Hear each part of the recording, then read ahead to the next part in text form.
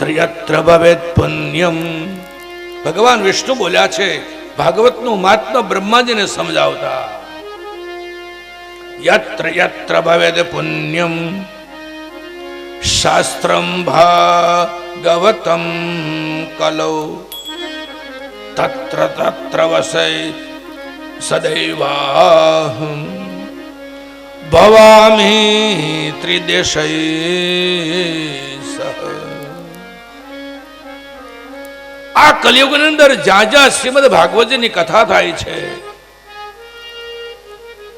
બ્રહ્મા ને કહે છે વિષ્ણુ ભગવાન કે ભગવાન શિવની સાથે હું ત્યાં નિવાસ કરું છું.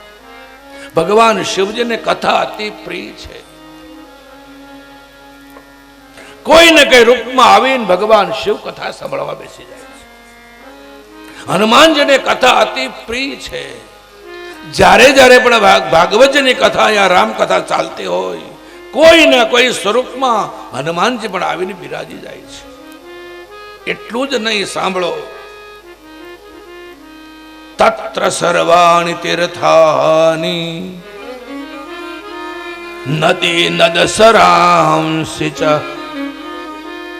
યજ્ઞઃ સપ્તપુરીમ નિત્યઃ પુણ્યા સર્વે શિલોચયા.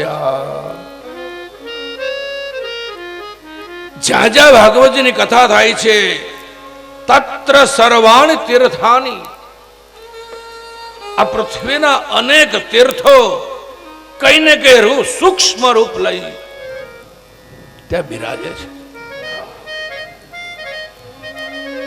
યજ્ઞ સપ્તપુરી, આપણે 7 નગરીઓ છે. પુણ્યશાલકા અયોધ્યા મથુરા માયા કાશી કાંચી અવંતિકા પુરી દ્વારાવતી ચૈવ સપ્તૈતા મોક્ષદાયિકા. મોક્ષને આપનારી 7 નગરીઓ આપણી અયોધ્યા, મથુરા, દ્વારિકા, આ બધી જ નગરીઓ કઈ ને કઈ રૂપ લઈ અને કથા મંડપમાં આવી જાય છે. આવું મહત્વ શ્રીમદ ભાગવતજીનું છે.